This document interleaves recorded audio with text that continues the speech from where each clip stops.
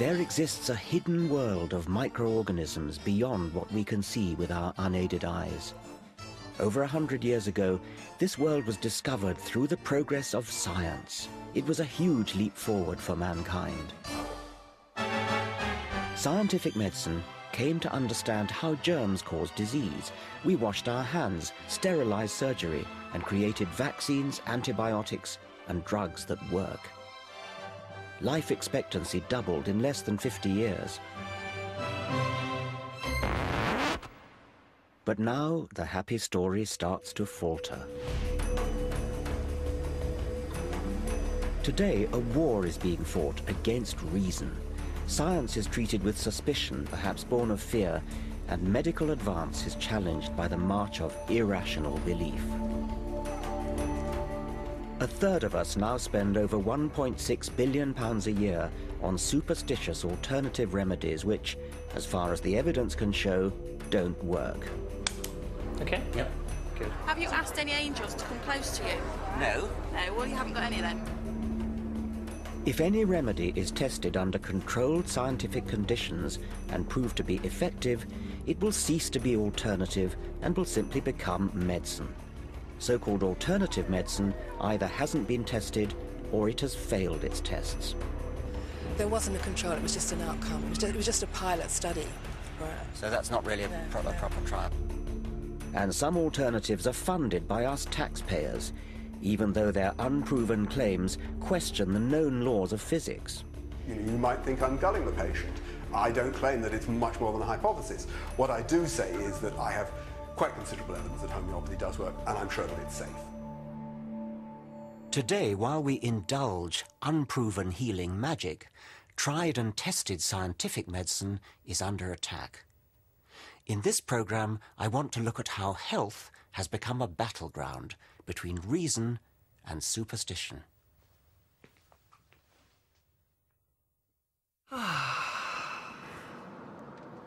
You come here to move through time and through space. Allow the eyes to gently close. Smile your very best smile. Swallow the smile with some saliva into the heart and let the heart smile back at you. And there's a warm and a welcoming feeling. Joy without end. Grace, beauty, laughter. The deep knowing of the wise being that you are. And the golden glow that comes from the heart comes from a golden flower. And use the gold light from the center of the flower like a sunbeam and beam it onto those petals and wake them up. There is a second part that's very personal. And this is to step inside the pearl itself. Because if you step inside the pearl, you could find out who you are.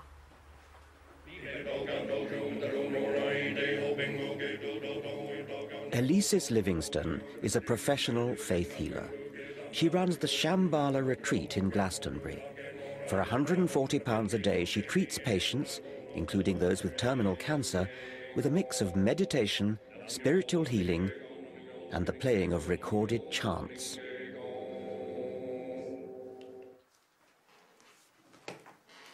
She believes she can alter the structure of DNA. Quite an experience. Thank you very much. Yes. DNA is very interesting right now in the evolution of the human race. Every human being, except a very small percentage, has a double helix in the cell. We don't all have. Oh, everyone. You said a very small percentage. Oh, no, a very small percentage do not. Really? They have got more strands. We used to have in Atlantis 12 strands, and they're in the form of 4 triangles facing in each cell. And we forgot who we were in the experiment after Atlantis, and everything changed. Reincarnation was introduced. The soul I know what you're thinking. This woman is way out. I expected a serious program about the attack on science, and here's Richard Dawkins just picking on an easy target.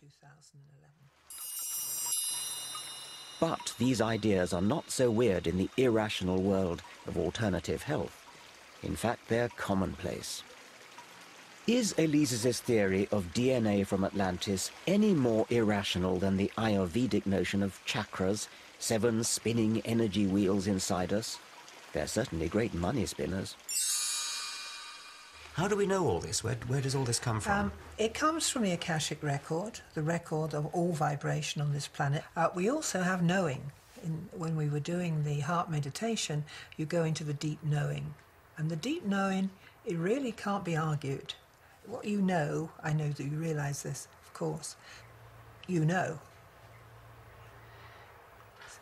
Well, I know that DNA is a double helix, but that's only been known since 1953. So How is her evidence, the knowing of this Akashic record, any worse than the evidence for homeopathic claims that the more you dilute an active ingredient, the more effective it becomes? Both depend on faith. For all things and all activations of spirit. Apparently, I'm only a few DNA strands short of the full Atlantean quota. Elise's kindly agrees to top me up. So let's put the last triangle in.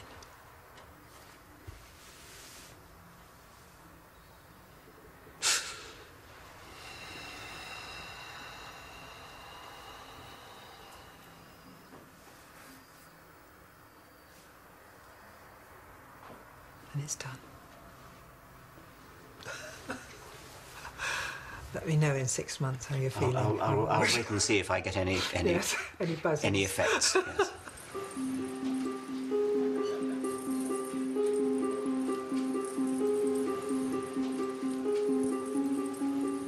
Unfortunately, it's not all wacky, quacky fun. Today, alternative, or rather unproven remedies are fast becoming mainstream, implicitly casting doubt on scientific medicine. Surveys reveal that 1/3 of us spend an incredible £1.6 billion a year on the kind of therapeutic stabs in the dark touted here in Glastonbury. It's mostly angels.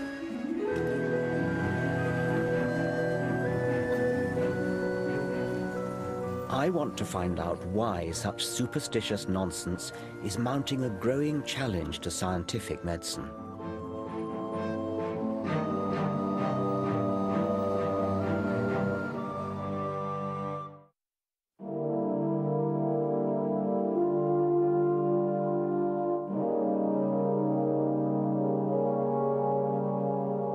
Once, society exalted scientists as heroes. Their insights fueled tangible progress, from clean water to networked computing, self-evident benefits that we now take for granted. Yet, as science has moved on, it's become more complex and difficult to grasp. It's easier to portray scientists as the people who bring us Frankenstein food, pollute the environment, or conduct sinister experiments on defenseless little animals. In the war being fought against reason, even medicine is now under attack. Media cause célèbre, from side effects to superbugs, have bred widespread cynicism about medical progress. So much so that in 1998, the publicizing of one survey of 12 children that wrongly linked MMR vaccine with autism prompted hundreds of thousands of parents to opt their children out of entirely sensible inoculations. A hyped-up insinuation that the government and the medical establishment were conspiring to sacrifice our next generation to autism has left up to 1/5 of our children entirely unprotected against rubella, mumps, and measles, a disease with complications such as brain injury and deafness. This is what measles looks like, a potentially fatal illness now The in... number of parents inoculating their children with MMR quickly fell. There have now been epidemics in Kent and Yorkshire, and a first death from measles in 14 years. Now everybody's more confused. It just muddies the water. It's frightening. See the boy on the telly and that. It's an acute example of the danger of devaluing evidence. Where once there was reason, now there is confusion. One of the things that struck me right from the outset was how extraordinary it was that this scare got abroad when it was so insubstantial. I mean, there was really no scientific basis for it whatsoever. I find it very easy to sympathise with patients who were scared, partly because the media built it up, but also because having your child vaccinated is a positive act. It's something that you did to the child. And so somehow that's more scary than a sin of omission. Very much, and I think that's even more the case these days when people are much less familiar with the diseases against which their children have been protected by immunisation. You know, it's a generation or two since people had much experience of measles and mumps and rubella on any significant scale. And so when somebody comes along and says, well, you know, this immunisation may cause some other problem, then they're more likely to be susceptible to that. Why do you think that sort of thing happens in our society today? I think that there's a climate of anxiety, but particularly focused on issues of health.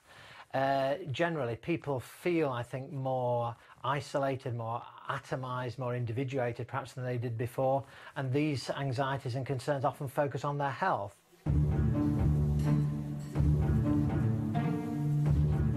This is a paradox of early 21st century life. We now have the luxury of irrational anxiety about our health and can dabble in faddish, unscientific remedies precisely because scientific medicine allows us to live longer and more healthily.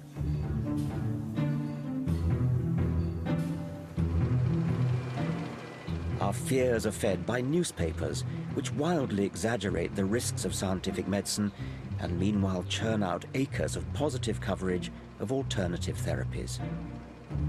In any other field, politics, say, or the next move on interest rates, journalists would ask hard questions and demand answers. But alternative medicine has managed to lodge itself in the less rigorous lifestyle and celebrity pages, essentially free advertising.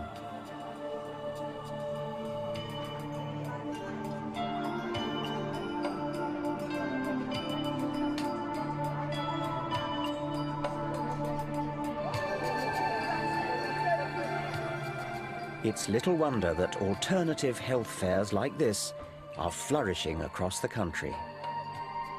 What's your line? What do you do here? Magnetic therapy. What is psychic energy? What are these wands used for?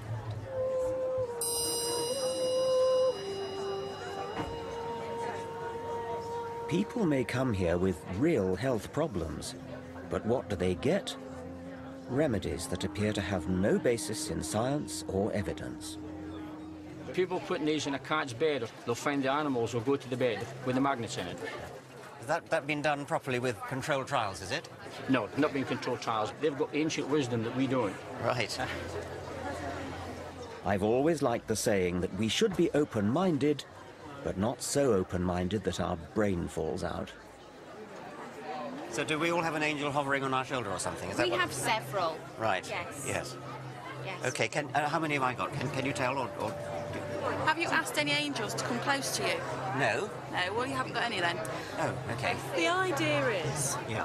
that we all have some form of angelic guidance, some form of guidance that help us travel our life path. You might need strength, you might need forgiveness, you might need hope all the way through your lifetime. And the angels, as we perceive them, are those energy bands.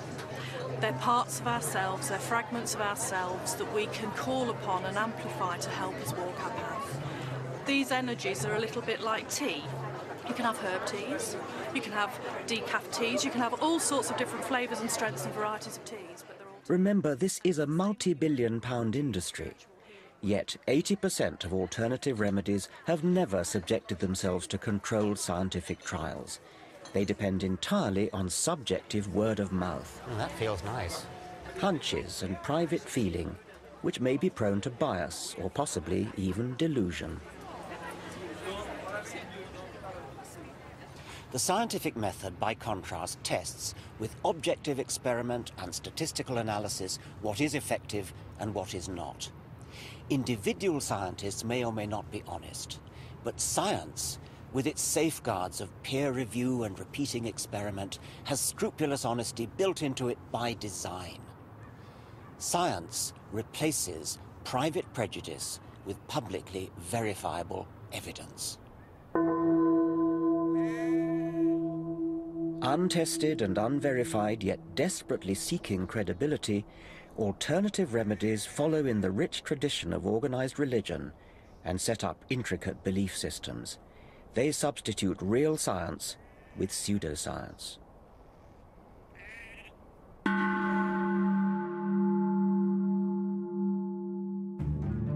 Face up or face down? You face up, and you sit here. Now just guide your head so you don't bump. This matters because in the process they deny fact and misuse science. But isn't that pointing up? I'll just have to go there to check. In flaunting words like energy, vibration, vortex, they exploit and also distort some of science's great discoveries.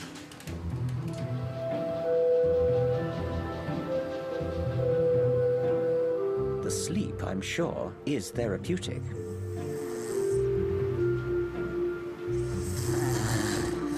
But how could these illuminated crystals be energizing my chakras as advertised? Manjia Samantha Lawton is a conventionally trained former GP who now speculates on the science behind alternative fads. She asserts that chakras in our bodies are something like black holes. Yes, as in the big ones that suck in everything in space. We used to think of black holes as the great guzzlers of the universe, that they actually started to suck in everything around it. What we're finding now is that black holes are in the centre of every single galaxy, and they occur in all sizes. So black holes have become into a creative principle. A creative principle? A creative principle. What does that mean? That we're realising that black holes have something to do with creating matter in the galaxy. And this is very, very new. And what I'm suggesting is that black holes are creative at every level, even within our own bodies, which is what perhaps the chakras are. So whereabouts in my body might there be a black hole? Well, the idea from esoteric knowledge is that chakras are centres in the body that are spinning, which is why they're called wheels, chakras. And there are different colours and they relate to different parts of the body. So there are traditionally 7 chakras at different parts of the body. The universe is a deeply mysterious place and a deeply wonderful place, and scientists have always been struggling to understand it. Don't you feel that there's enough real mystery to investigate without importing what sounds to me horribly like mumbo-jumbo? Yes, I can understand that you think it's mumbo-jumbo, but there's plenty of people who are now getting interested in these topics. They are part of our universe. Okay, well, they're certainly part of the they universe. They are part of the universe. Whether what they do has any value, I mean. That's up to you. Well, it's not really up to me. It's up to science, and it's up to evidence. It's up to science. What worries me is the beguiling misuse of scientific language to prop up entirely unscientific belief systems. In the Middle Ages, healers would conjure up evil spirits or magical spells. Now, in the 21st century, it seems they turn to black holes and, above all, quantum physics.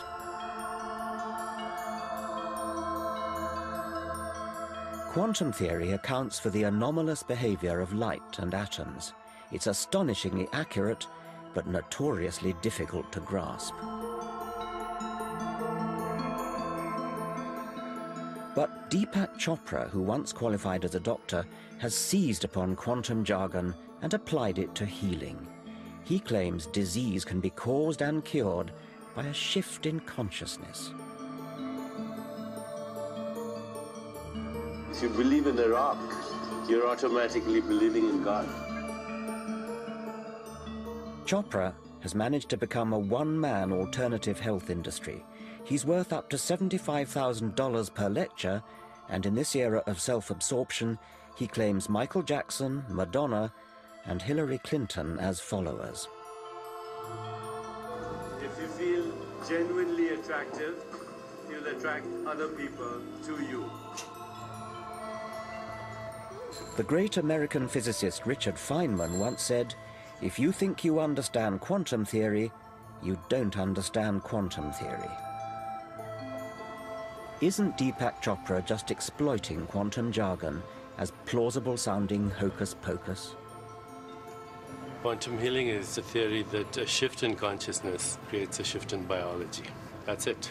We try and get into every aspect of a patient's life, their relationships, their hopes, their dreams, and then we combine it with a ritual of deep meditation, massage, and really a lot of spiritual counseling, including the fear of death.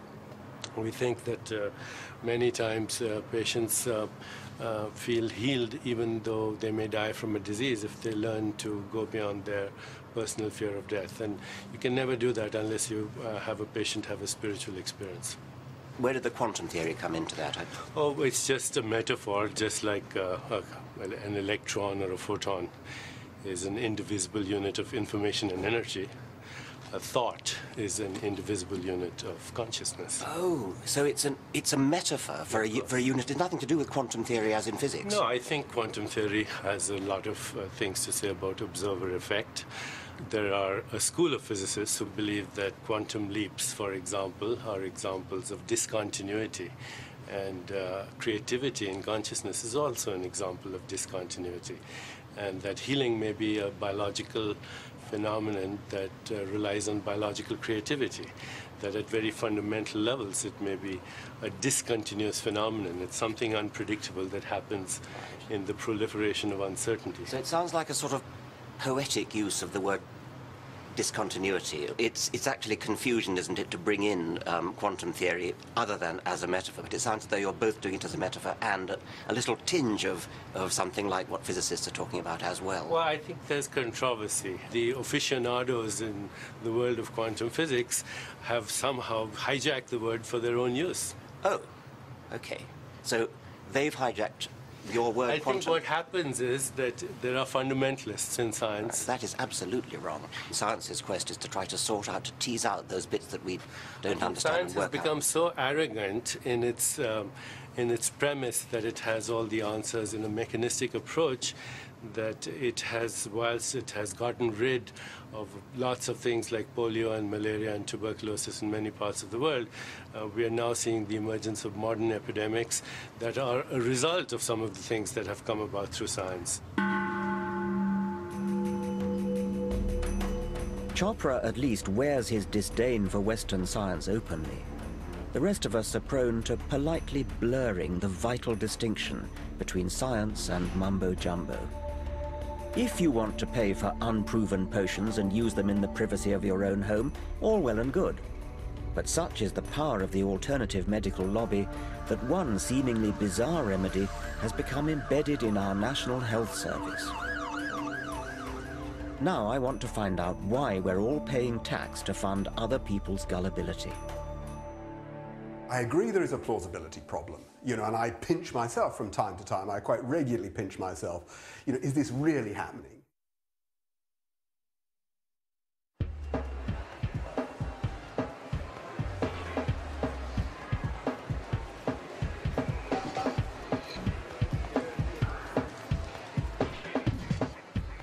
It's the hottest alternative health fad. It boasts an impressively vast and well-stocked medical cabinet. It's endorsed by royalty and the stars, and is doing a booming trade in high street pharmacies.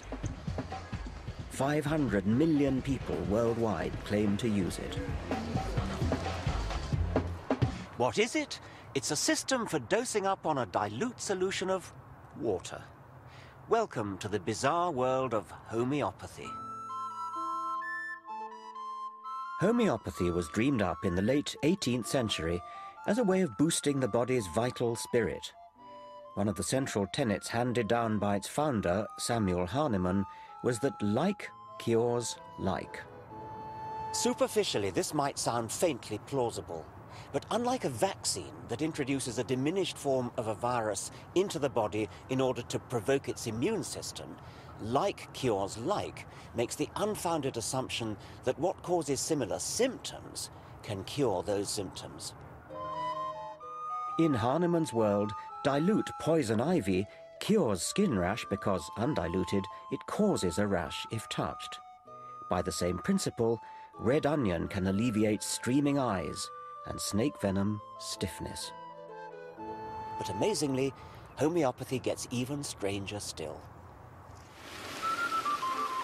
Homeopaths claim that the more you dilute an active ingredient in water, the stronger medicine it becomes. Most homeopathic remedies are marked 30C. What does that mean?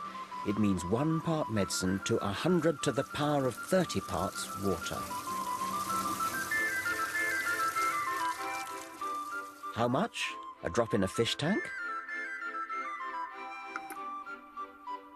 No? A fish tank is nowhere near big enough.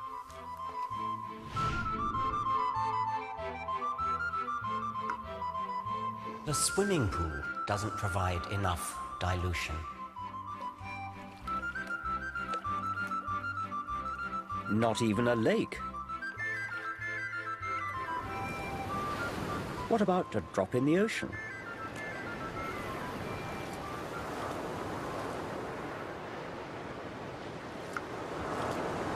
But it turns out that even the sea isn't big enough. For the really approved homeopathic recipes, in order to get 1 molecule of the active substance, you need to imbibe all the atoms in the solar system. To science, just doesn't make sense. Even homeopaths acknowledge that there is not a single molecule of active ingredient in the bottle they sell you. It's just water. So how can it possibly work? In an attempt to resolve the paradox, homeopathy boldly paddles further up the creek of pseudoscience, claiming that water somehow has a memory of the now completely absent active ingredient. But wouldn't water also have memory of other, more common impurities it's come into contact with? Salt, urine. Scientists have calculated that in each glass of water we drink, at least 1 molecule has passed through the bladder of Oliver Cromwell.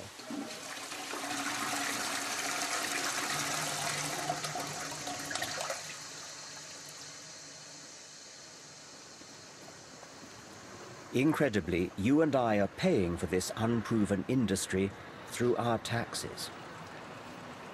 Despite the National Health Service's net £540 million deficit for 2006, the refurbishment of the Royal Homeopathic Hospital was part funded by the NHS to the tune of £10 million. That's equivalent to 500 nurses' salaries. Right here on the floor, here's a point to illustrate. Wooden floors, very unusual in a modern healthcare facility. This hospital was only completed 18 months ago. So this is our main clinical area. The homeopathic profession is unregulated by government. You can call yourself a homeopath without any qualification, training, or even insurance. After all you're doing is dishing out water solution. But Peter Fisher, clinical director of the hospital, is a medically trained rheumatologist. I see Prince Charles over there. Yep. Oh, yes, great friend of ours.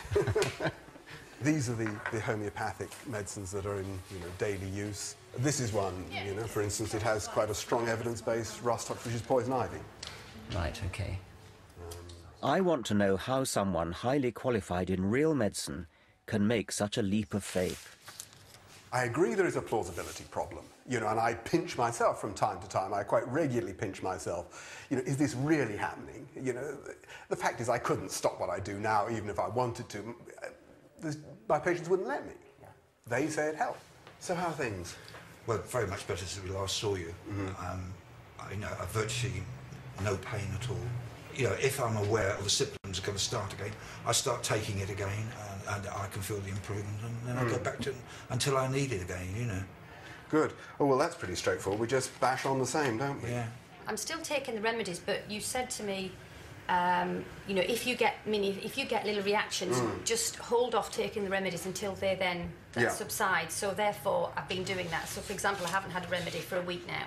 And last time we met, you said you were getting a bit of an emotional sort of upset the day after you took the medicine. It was the day after I took the medicine. I was impressed by the amount of time and care Peter Fisher devotes to each patient, far more than an ordinary doctor. But in terms of the treatment, I would be, reluctant to make a big change. I think this is the right stuff and we may need to fiddle around with it. Like a GP, Peter Fisher prescribes medicine. But in this case, the medicine is a bit of a surprise. Thank you very much. Good. Common salt, natrium muriaticum, sodium chloride, again in an ultramolecular dilution. Obviously, since it's common salt, she's obviously taking in a hell of a lot of common salt anyway. Yes, oh sure. How does the 1 Well, the truth is nobody knows. I don't know, nor does anybody else. Yeah. You know, the question is, do you think that because we don't know and because it seems implausible, it can't work? And that may be where you and I differ. Actually, the most recent problem was your skin, wasn't it? That's right, yeah, my hands, they've cleared up quite well. And my scalp's a lot better. While patients like these provide positive anecdotes for homeopathy, subjective stories are not enough for science. I want to pin down precisely what double-blind trials have been conducted. Over 100 have been done, some by me. On the whole, they're positive. And I've worked hard on it. But in the face of great scepticism, in the face of many people who say, oh, well, yeah, we're not going to fund homeopathy, it's got to be a load of rubbish. Why do you think they say that if there really are controlled trials which show... Well, I think you're much better placed to comment on it because you're the sort of person who says that. Well, because I have read studies which have sort of meta-analyses and things which suggest that, yes, occasionally there's a slight suggestion of something, maybe a slight suggestion there, but if you take all the studies that have been done, it doesn't add up in the way that... Well, I don't agree with that at all. Now, if a double-blind controlled trial really does show that it works, then that suggests we're dealing with an entirely new force of physics, something unknown to science. Well, I think there's a slight exaggeration. I mean, there are various hypotheses. Remarkably, nobody knows what the structure of liquid water is. So there is room, you know, for a phenomenon analogous to, I'm not saying the same, but analogous to the storage of information by a magnetic medium, by a floppy disk or a videotape. Yes. If I were a doctor doing what you do and was convinced that it really worked, I would drop everything and really, really try to demonstrate it and win the Nobel Prize for Physics. I mean, it would be an astonishing, totally astonishing finding. That's, to be honest, one of the main reasons I got into it. Plain ambition got me into it in the first place. But I agree, it would be nice to see, you know, a really serious programme of research done on it. Well, you're saying it has been done, and... Well, no, I'm saying that quite a lot of research has been done. I don't claim it's conclusive. Well, why not? I mean, it sounds as though... Well, because it's very diffuse. And of course, it does depend what question you're asking. You know, are you saying, does it benefit people? Do people feel better? And I think actually there's no doubt about that people who go to homeopathic hospitals, have homeopathic treatment, do feel better. But of course, you will say that's all because you're nice to them. This is all rather contradictory, so let's be clear about the latest evidence. In 2005, the medical journal The Lancet surveyed all the meta-analyses, the analyses of the analyses, and failed to find any reliable effect of homeopathy. Tellingly, for me, in the bigger trials, less prone to chance anomalies, homeopathy was more likely to show zero demonstrable effect.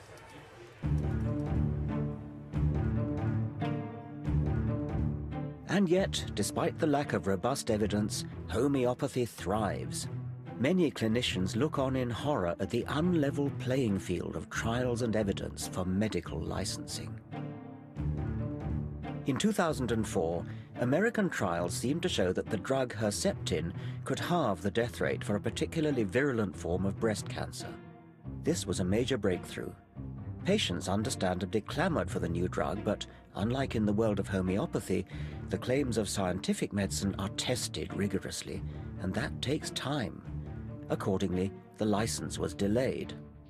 We went through a period of a year or two when Herceptin, quite rightly in my opinion, was held up for the treatment of breast cancer until all the evidence was there. So we had extremely rigid cost-effectiveness analysis before we could use Herceptin. And, okay, there was a short passage of time when it seemed unfair.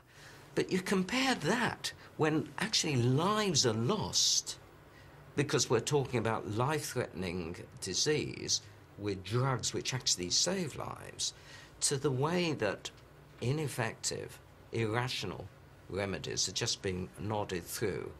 I mean, it makes you weep.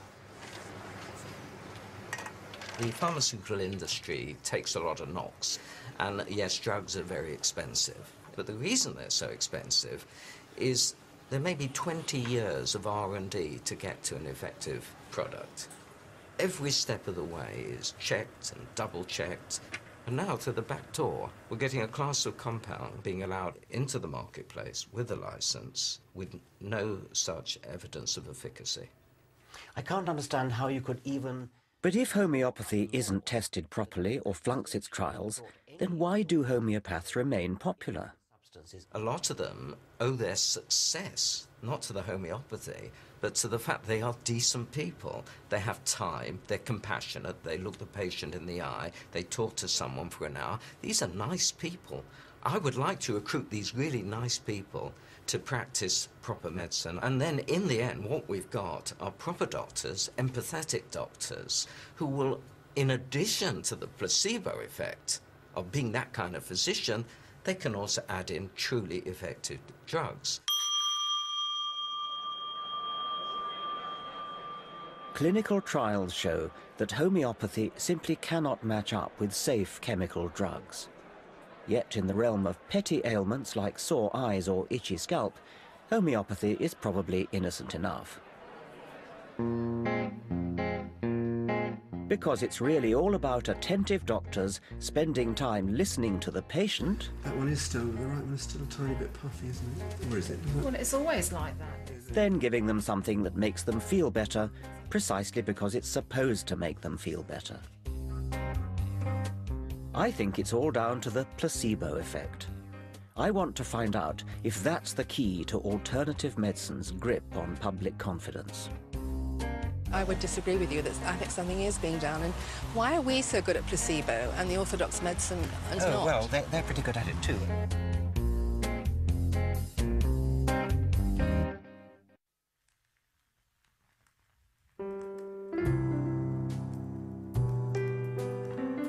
Alternative health remedies are swamping us. We've seen how most are not properly tested, how they undermine science and delude the public. Hi. Hello. How are you? Very well, thank you. Good. You want a health kinesiology session? I'd like to, yes, Do you know please. what it is? I'm hoping to learn. Okay, have a lie down. But the irony may be that in this very delusion lies their success. What we do in kinesiology is we clear energy blockages in the meridian system. There are 14 meridians or energy pathways that run up and down the body. Can they be seen with a microscope? Can you sort of look at them and... I don't think so. No? I don't think so. No, okay. I'm like the library, all right? I've got all these energy patterns stored in me, and you're just picking the one that you want. And we have baker's yeast here, all right? So I'm just going to touch a point right by your ear. This is the test for allergy.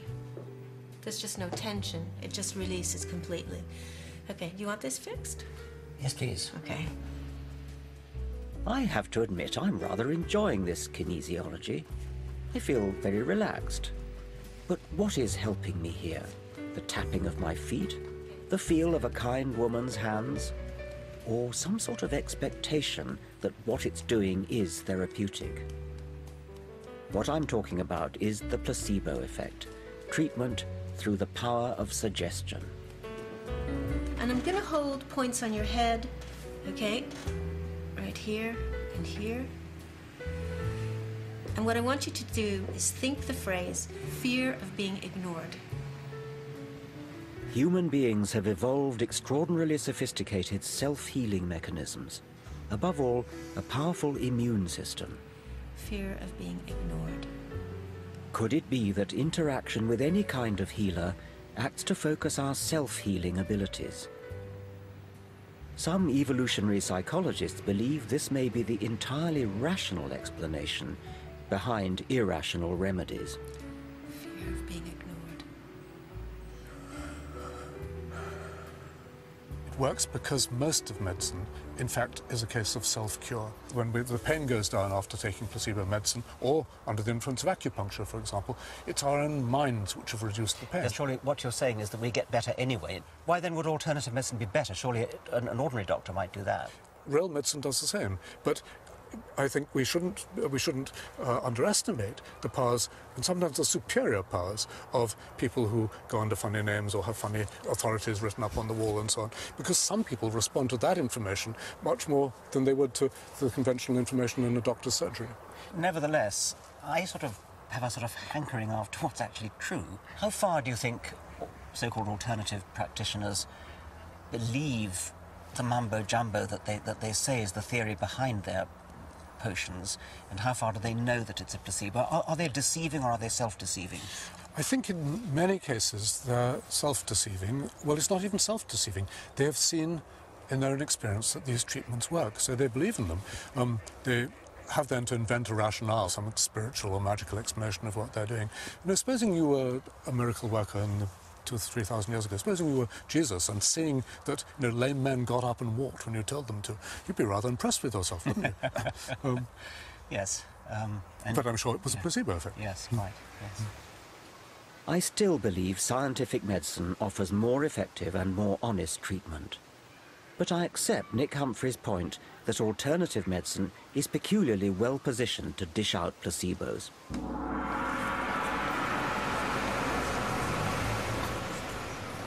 In the 24/7 globalized rat race of the 21st century, people are yearning for time out.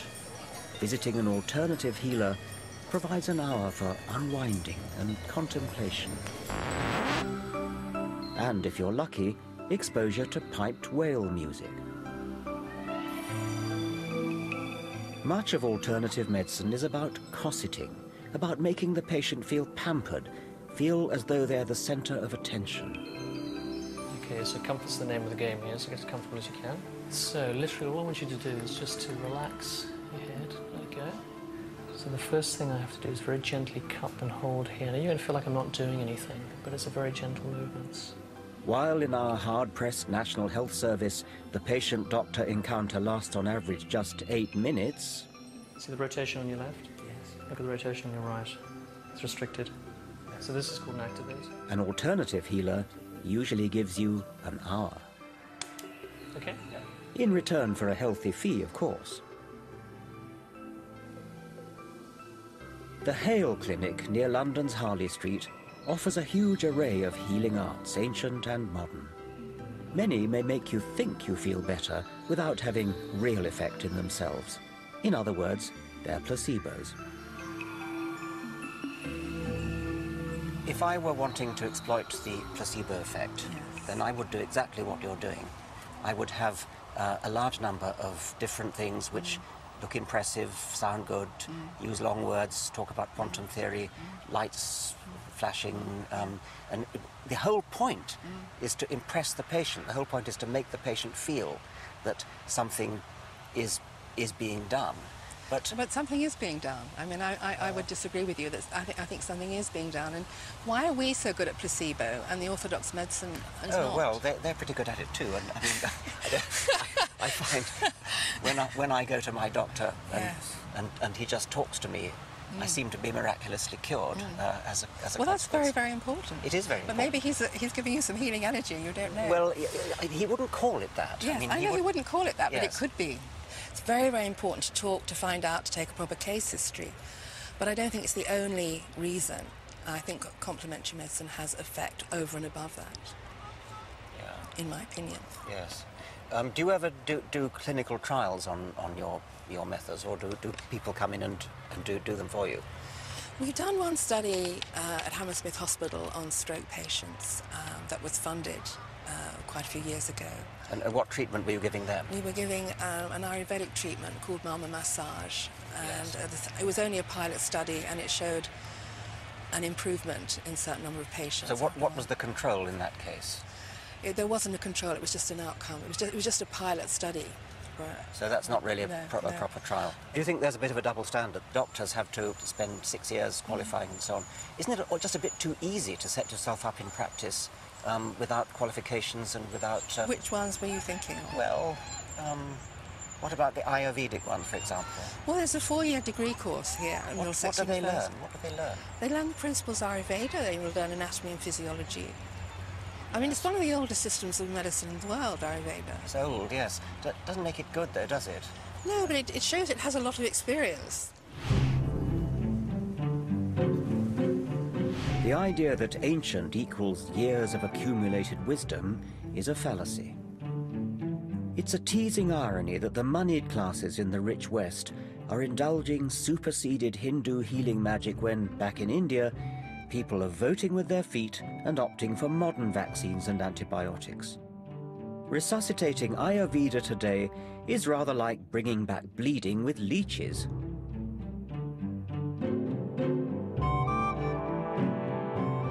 In medicine, ancient also means developed before we understood the causes of disease, before germ theory. It was based on ignorance then, and age makes it no truer. We misguidedly look back to a golden age that never was. Ours is the golden age of safe, tested medicine, effective beyond placebo, in which we've cut infant mortality and conquered diseases, then forgotten they existed. Let's hear it for Western scientific medicine. In the 20th and 21st centuries, we've all but eliminated terrible diseases like polio, completely eradicated smallpox by a worldwide program of vaccination. Antibiotics, well, I wouldn't be here but for antibiotics, and I guess there's a good chance that you wouldn't be either. Blood transfusions, magnificent surgery, all these things are given to us by scientific principles, scientifically trained doctors. All the methods are properly tested and retested. None of that could be said for so-called alternative medicine.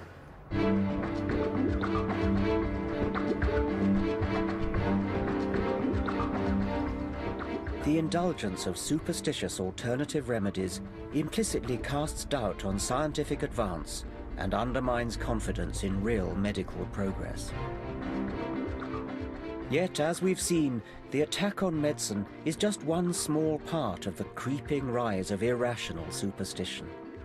In Ayurveda or clairvoyance, homeopathy or astrology, we're confronted by those who deny evidence of the real world and instead bend reality around a dogmatic belief system handed down by tradition.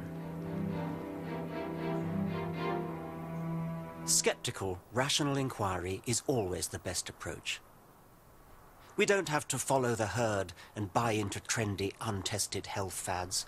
We don't have to be swayed this way and that by media-driven health scares. Instead, we can think independently and be truly open-minded.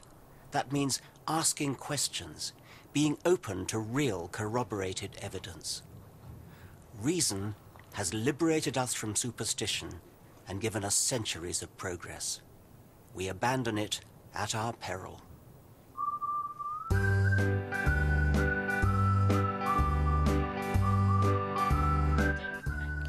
Well, if you missed any of tonight's Enemies of Reason, see it again on our new Channel 4+1 service, starting in a couple of minutes. Next up, Channel 4 meets people who amazingly have lived across 3 centuries, the oldest people in the world.